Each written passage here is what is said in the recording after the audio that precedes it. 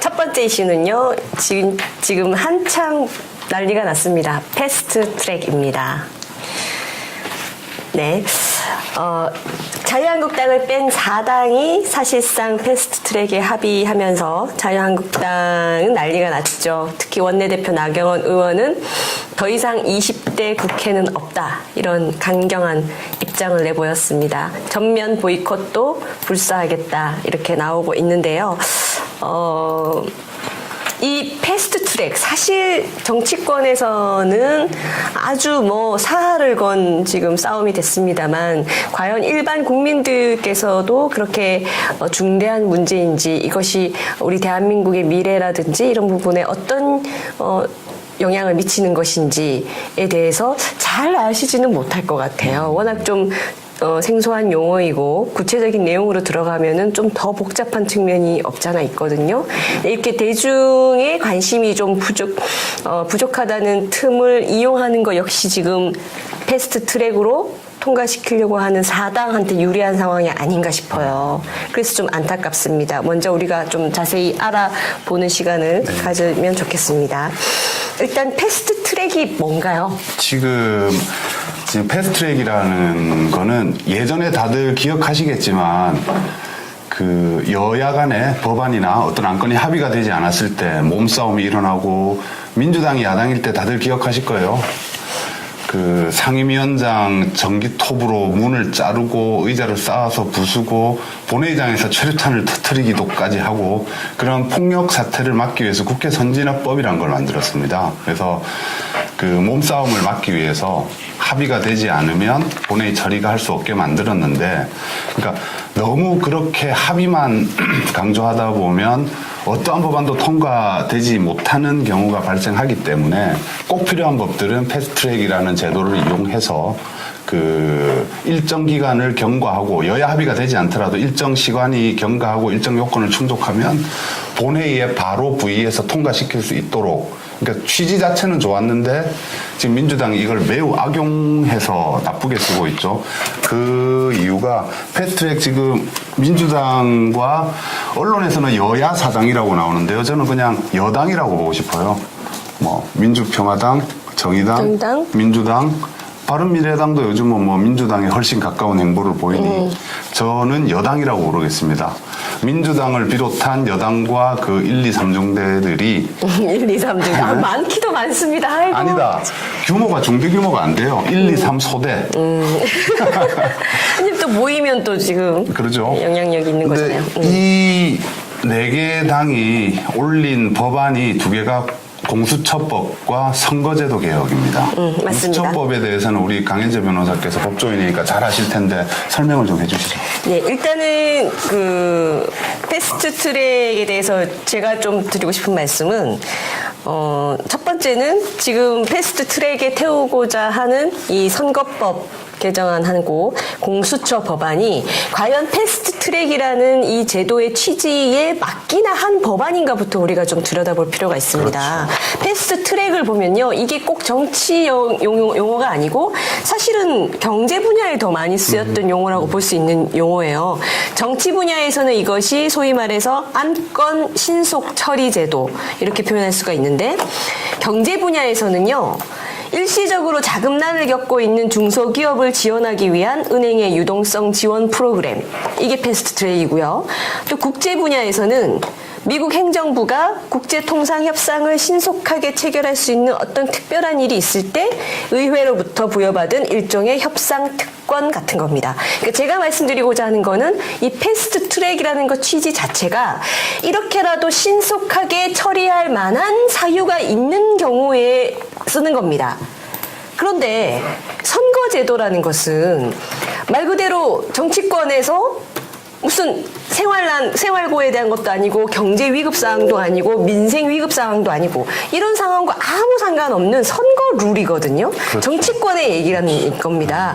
그래서 패스트 트랙 자체의 대상이 되지도 않을 뿐만 아니라 원래 또 선거제도, 선거 룰은 항상 여야 정말 전체 그 정치권이 합의해야 하는 식으로만 해결을 했던 것이 이때까지 있었던 전례라는 거죠. 근데 뜬금없이 취지에 맞지도 않게 이 패스트 트랙에 선거 룰 바꾸는 것을 일방적으로 태우겠다는 겁니다. 그래서 지금 문제가 있는 것이고, 부연 설명을 하면 현행 헌법인 87년 헌법 개정이 된 이후에 이 선거제도를 다수당 혹은 여당이 야당과의 합의 없이 독자적으로 통과시킨 전례가 없습니다. 왜냐하면 이거는 게임의 규칙을 정하는 거거든요. 그렇죠. 그러니까 쉽게 예를 들면 그 축구 경기를 한다. 근데 제 팀은 드리블을 잘해. 강인재 변호사 팀은 패스를 잘해. 그러면 제가 쪽수가 많다고 야 내일부터는 축구 경기할 때 패스 금지. 그럼 무조건 내가 이기죠. 그거하고 똑같은 짓을 지금 여당이 하고 있는 건데 어떻게 선수가 게임의 규칙을 자기 마음대로 자기 유리한 대로 상대 팀과 상의 없이 이건 폭거예요. 폭거. 독재 폭거라고밖에 말씀드릴 수 없는 겁니다. 네, 맞습니다. 그런 걸 하고 있기 때문에 이 자체로 심각한 문제인데 특히 이제 이번에 패스트 트랙으로 바꾸고자 하는 선거 제도의 내용이 일방적으로 소위 좌파 정치에 그 절대적으로 유리할 수밖에 없는 구도라는 거죠. 아까도 말씀드린 것처럼 이 지금 좌파에는 마치 이제 독자적인 야당 소수당인 것처럼 모양은 하고 있지만 실질은 좌파인 정의당, 민평당, 바른미래당 또 상당수 다 이 좌파들이 똘똘 뭉쳐서 좌파들에게 유리한 정치 구도를 만들겠다는 겁니다. 이거 용인할 수 있습니까? 일단 선거제도 내용을 보면은 연동형 50% 비례대표제 하겠다는 거거든요. 그러니까 이것이 지금 계속 문제되는 것이 이 소수당들, 좌파 소수당들은 선거에 독립적으로 후보를 내 가지고는 보통 의석을 받지를 못했잖아요. 근데 이 연동형 50% 비례대표제라는 식으로 바꿔가지고 이제 좌파 소수당들, 소위 정의당, 뭐 민평당 여기 사람들이 이걸 통해서 의석을 더 많이 가지게 될 수밖에 없는 구도가 됩니다. 명백하게 그렇게 돼가는 구도로 선거제도를 바꾸는 것을 패스트 트랙으로 태운다는 것. 그리고 상대방인, 경쟁자인, 유력 경쟁자와 어떤 합의도 없이 일방적으로 한쪽이 추진을 한다는 거죠. 그리고 이런 절차적 문제와 그러니까 제1야당인 실질적으로 유일한 야당인 자유한국당과 상의 없이 합의 없이 한다는 절차적 문제도 당연히 있지만 지금 민주당과 그 1, 2, 3소대들이 이걸 이 시끄러운데도 강행하는 이유가 있어요. 맞습니다. 개헌입니다. 그게 중요한 거죠. 개헌. 사실 작년에 민주당이 한번 시도를 했었죠. 민주당발 개헌안 보면 우리 헌법 개정안을 내면서 자유민주주의에서 자유를 빼려고 시도한 적이 있었습니다. 네. 근데 이렇게 패스트트랙으로 선거법을 이렇게 날치기로 통과시키고 나면 지금 단순한 산술식으로 해도 개헌을 할 수 있는 의석을 확보할 수가 있어요. 그렇게 되면 어떻게 되겠습니까? 체제 전복이 되는 거예요. 사회민주주의로 우리 대한민국이 바뀌는 거고 그걸 위해 큰 그림을 그려나가고 있는 겁니다. 그래서 이것은 자유한국당이 몸싸움을 해서라도 저는 막아야 된다고 보고요. 몸싸움 때문에 만들어진 패스트트랙 제도긴 하지만 몸싸움을 해서라도 무슨 수를 써서라도 이걸 막지 않고서는 우리 대한민국 정체가 바뀔 거고 대한민국이 파멸의 길로 가는 게 자명하기 때문에요. 자유한국당이 오늘부터 로텐돌에서 농성을 하고 한다는데 더 효과적인 방법, 그냥 보여주기식 농성으로 끝날 게 아니고 어떻게든 이걸 막도록 협상도 해보고 과격하다만 물리력도 저는 사용하더라도 이것만은 좀 막아야 될 것 같다고 생각이 듭니다. 네, 일단 지금 어떤 사설에서 이렇게 얘기도 하고 있는데, 국정 운영을 워낙 못해서 막말로 개판을 치고 있어서 민심이 크게 흔들리고 지지율이 크게 떨어지니까 이 좌파들이 이제 선거 룰을 바꿔서 자기들이 계속해서 많이 당선될 수밖에 없는 구도로 바꿔버리겠다는 짓을 지금 하고 있는 게 그렇죠. 패스트 트랙인 겁니다. 절대 용납이 되지 않는 거죠. 민심도 왜곡해버리는 겁니다. 그리고 우리 국민들이 패스트 트랙이라는 거는 복잡하고 어려워서 아직 정확히 이해를 못하고 있다 치더라도 당장 군소정당들이 지금도 비례제 비례제 때문에 계속 뭐 몇 명씩 이렇게 되면서 자꾸 군소정당으로 유지가 돼 가거든요. 그러면서도 결정적인 지역구 선거 때는 민주당과 단일화를 해버리잖아요. 그렇죠. 사실 이럴 거면은 군소정당이란 게 의미가 없고요. 이 사람들이 말하는 소수당을 존중해달라, 다당제의 정신을 잊지 말아달라. 근데 정작 자신들이 소수당과 다당제의 정신에 정면으로 위배되는 짓거리를 해왔습니다. 원래 그 유럽에서 소수당, 군소정당이 다당제로 탄탄하게 자리 잡는 거는 다른 이유예요. 정말 철저하게 예를 들어 녹색당이면 녹색당의 그 정책을 가지고 그쵸. 선택을 받아서 인기가 있어서 유지를 하고 이런 것들이거든요. 그러니까 지금 우리나라의 소수당 다당제 정신이라는 거는 원래 이 유럽에 있는 그 소수당 다당제하고는 또 전혀 다른 겁니다. 그냥 어떤 정치적 이유에서 특정 정당의 형식을 띠고 있지만 결정적인 때는 결국 좌파들의 이중대 역할, 좌파들의 몸집 불리기, 단일화 이런 식으로 가져가는 구도이기 때문에 국민 지지를 받을 수 없으면 없어져야 하는 당인 거죠. 그런데 지금 이 자기들끼리 똘똘 뭉쳐서 이제는 선거 제도까지 바꿔버려서 국민 민심과도 상관없이 계속 소수당을 이어가고 더 많은 숫자를 내고 그러면서 더 많은 좌파 불리기를 하겠다는 겁니다. 아까 말씀하신 대로 지금 이렇게 민심이 안 좋은데 그럼 다음 총선에서 지금 민주당 사실 발등에 불이 떨어졌죠. 불안불안할 겁니다. 그러니 선거 제도 룰까지 바꿔서 다시 또 유리하게 이어가겠다는 건데요. 절대로 저지를 해야 되고 만약에 그래서 진짜 3분의 2 이 뭐죠 4당인가요?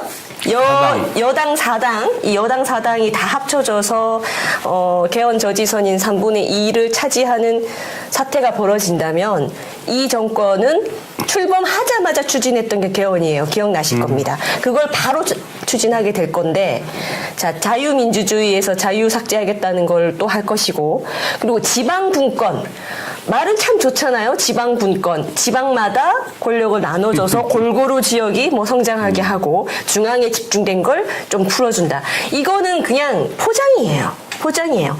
지방분권, 지방자치경찰 이런 식으로 계속 지방분권화 작업을 하는 이유는 이 한반도 전체를 연방제로 가져가기 위한 뜻이 저는 숨어 있다라고 많은 사람들이 보고 있는 거잖아요. 지금 당장 뭐 연방제까지 아니더라도 서울시하고 경기도의 행태를 보십시오. 뭐 지금 북한에 돈 퍼주겠다고 지자체 차원에서 예산 편성하고 있지 않습니까? 그래서 지방자치 물론 좋죠. 근데 그런 의도가 연방제로 가기 위한 의도가 있는 지방자치는 사실 막아야 되는 거고요.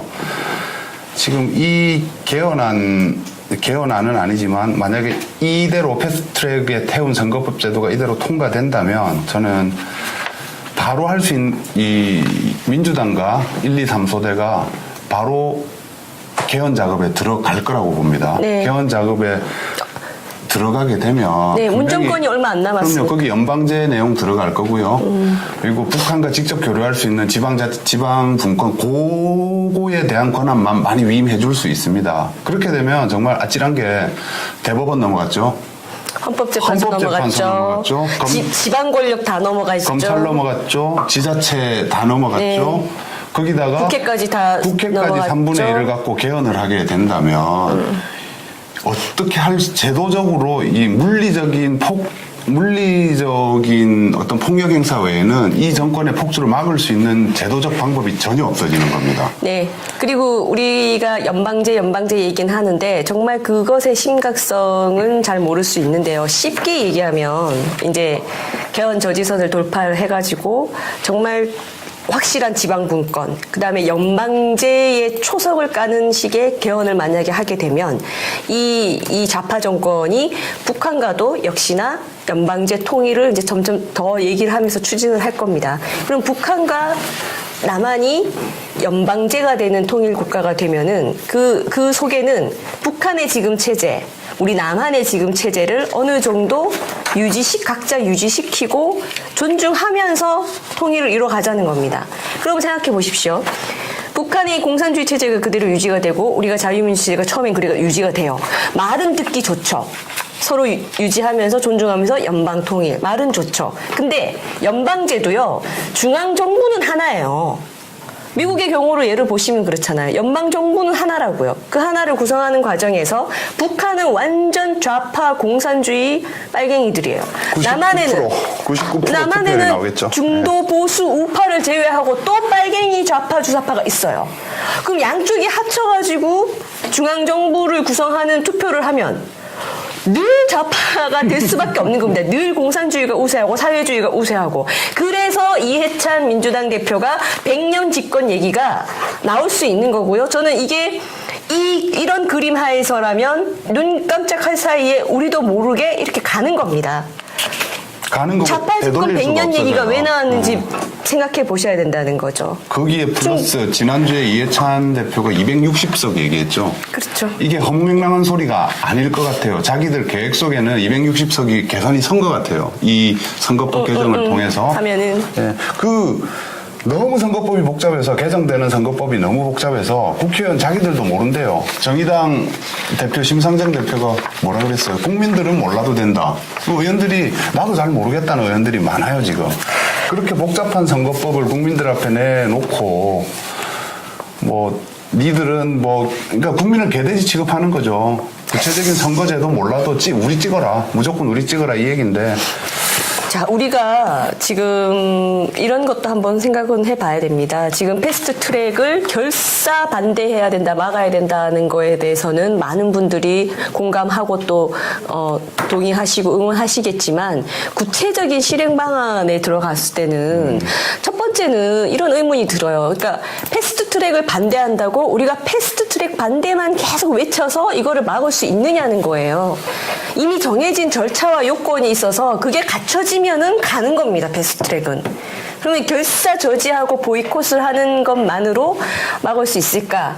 아니면 더 나아가서 물론 패스트트랙 자체는 반대를 하지만 패스트트랙 자체에 집중하지 않고 오히려 이 좌파 정권의 심각한 문제점을 우리가 더 세게 공격하는 방식으로, 그러니까 수비가 아니라 패스트트랙을 수비하는 형식이 아니라 좌파 정권이 선거제도를 얘기하는 것이 국민이 용납할 수 없는 황당한 일이라고 느껴질 정도로 지금 좌파 정권의 실정을 더 공격적으로 파고 들어가고 집중적으로 부각시켜서 이 좌파 사당이 선거제도를 일방적으로 몰아가는 것에 대해 민심의 어떤 반대로 좀 저지할 수 있는 그런 정치적인 어떤 방식도 있을 수 있지 않느냐. 물론 그것도 필요하고요.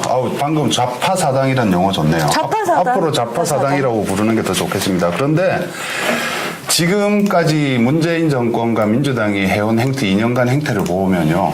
아무리 국민적 반대가 있고 야당의 반대가 있고 13명이나 국회에서 채택도 되지 않은 장관 임명해버리는 거 보면 국민적 저항이 어차피 막갑하니까. 네, 막가파 정권인데 물리적 폭력으로 국회와 청와대가 전복되지 않는 이상은 갈 거예요. 갈 거란 말이에요. 그래서 그런 국민적 저항과 국민적 반대 의견을 계속 개진해서 민주당에 부담을 주는 것도 필요하지만 지금 1차 저지선은 국회입니다. 국회에서 그 제일 앞에 선 게 자유한국당이고요. 자유한국당이 이번 주말에도 장애 집회를 한다고 하는데 어떻게든 자유한국당에서 이거를 25일 날 지금 패스트트랙 올리는 거를 의결을 한다고 하거든요. 25일 날 의결되지 않도록 어떻게든 막아내야 합니다. 그냥 우리 지금 시위한다, 길거리 농성한다 보여주기식에 끝내는 게 아니고 이게 절체절명의 위기라는 거를 정확히 인지하고 어떤 방법을 써서라도 저 참 폭력 싫어하고 국회에서 몸싸움하는 거 싫어하는 사람인데 이것만은 어떤 방법을 써서라도 막아내 줬으면 좋겠습니다. 그러면 우리가 대국민 호소가 먹혀야 할 겁니다. 그렇죠. 그럼 패스트트랙이라는 용어, 원래의 용어 사용도 좋겠지만 더 쉬운 어떤 용어가 필요해 보이고, 그리고 또 하나는 선거 룰을, 그러니까 게임의 룰을 당신들 멋대로 바꾸는 건 용납할 수 없다라는 논리는 일단 일반 국민들의 이해관계에는 좀 호소력이 떨어지지 않을까요? 그런 측면이 있거든요. 네.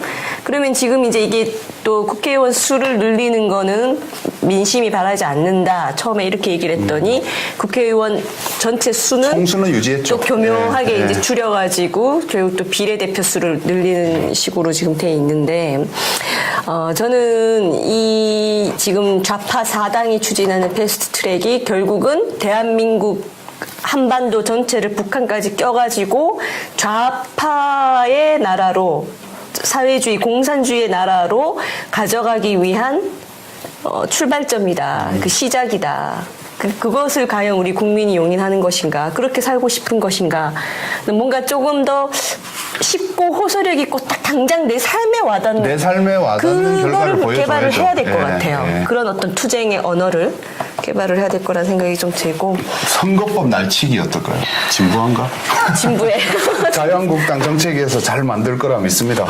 아니야, 진짜 우리가 저희도 계속 뭐 부족하지만 뭐 일개평당원이지만 계속 연구를 하고 고민을 해야 될 것 같습니다.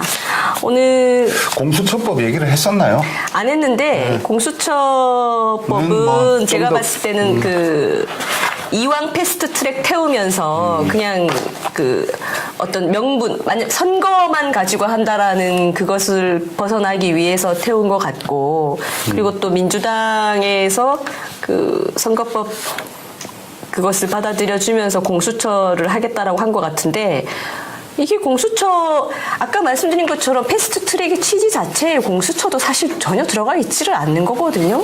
취지에는 맞지 않죠. 그리고 이거 기소권과 관련된 수사와 관련된 것은 이렇게 패스트트랙고 이 국가의 근간을 구성하는 큰 요건 중에 하나인데 이렇게 날치기식으로 막가파식으로 독재 정권처럼 가는 건 참 이 두 가지 법안 다 아닌 건데 어떻게든 추진할 공수처법은 이제 내용이 좀 더 구체적으로 나오고 우리 자유한국당의 반응도 보고 한번 또 얘기를 해봐야 될 것 같습니다. 네, 오늘도 저희 채팅창에 참여해주신 분들이 있는데요.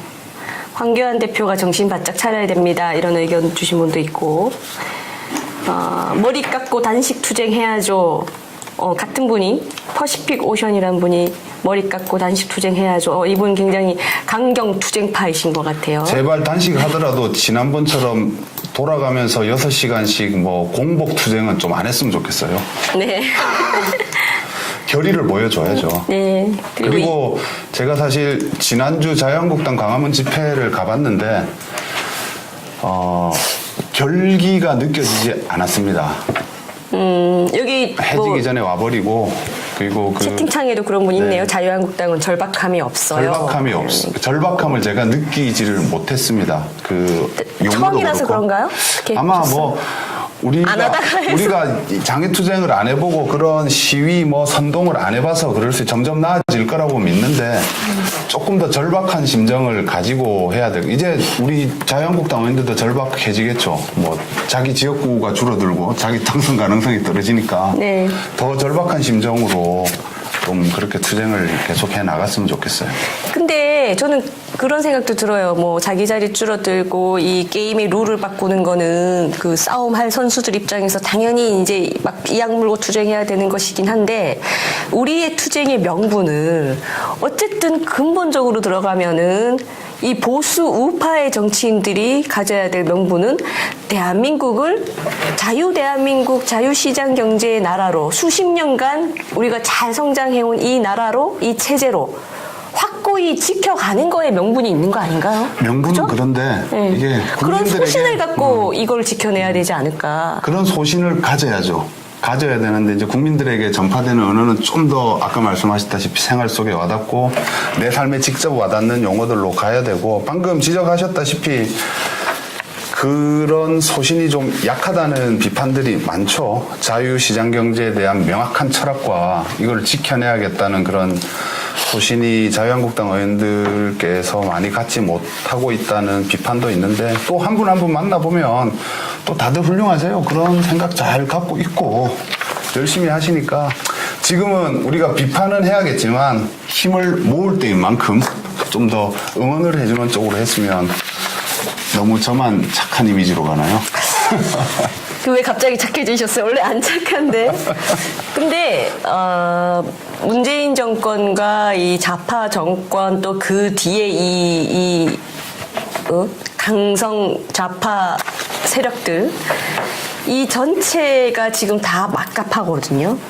진짜 막 나갑니다. 무소불위고 국민 무서운 줄도 모르고 뭐 그냥 막 제가 봤을 때는 뭐 미친 듯이 할 수 있는 걸 다 휘두르고 있는 상황인데 그런 것에 비해서 이제 우리가 아까 좌파 사당이라고 했으니까 대한민국의 보수당은 자유한국당 하나밖에 없어요. 하나밖에 없죠. 야당도 하나고 보수당도 하나예요. 그러면은 힘들겠죠. 힘들겠지만 그만큼 또 책임은 더 막중하고 마지노선 같은 거죠. 대한민국의 지금 자유 가치를 지키기 위한 마지노선 같은 건데 그렇다면 진짜 아까 우리 채팅방에서도 얘기하신 분처럼 지금보다 더 치열해야 될 것 같습니다. 더 치열해야죠. 네. 아직도 이런 상황인데도 각종 포털에서 정치 많이 본 뉴스, 뭐 댓글 많은 뉴스 이런 걸 봤을 때 아직도 이 유일한 야당, 유일한 보수당의 뭐 당대표님이라든지 뭐 유력 정치인들의 목소리가 많이 안 나온 것 같아요. 눈치 보고 아직까지 뭐 이렇게 용감하게 온몸을 내던지고 이걸 막아내겠다는 의지가 안 보이고 지금 레온님의 댓글 달아주셨는데 저랑 똑같은 생각을 하시네요. 네. 광화문 집회에서 각 지역구 당협위원장 팻말 들고 와서 선거 유세하러 온다고 저도 그랬어요. 그 수많은 팻말들에 그 민주당의 지금 이 막가파식 행태를 규탄하거나 우리가 하고 싶은 메시지가 적혀 있는 게 아니고 어디 당협위원회 위원장 누구 그 무슨 자기 이름 홍보 그거죠. 지도부에 나 왔다 이만큼 데리고 왔으니 나 출석 도장 제대로 찍은 거야 이 느낌을 보고 제가 참 실망을 많이 했는데요.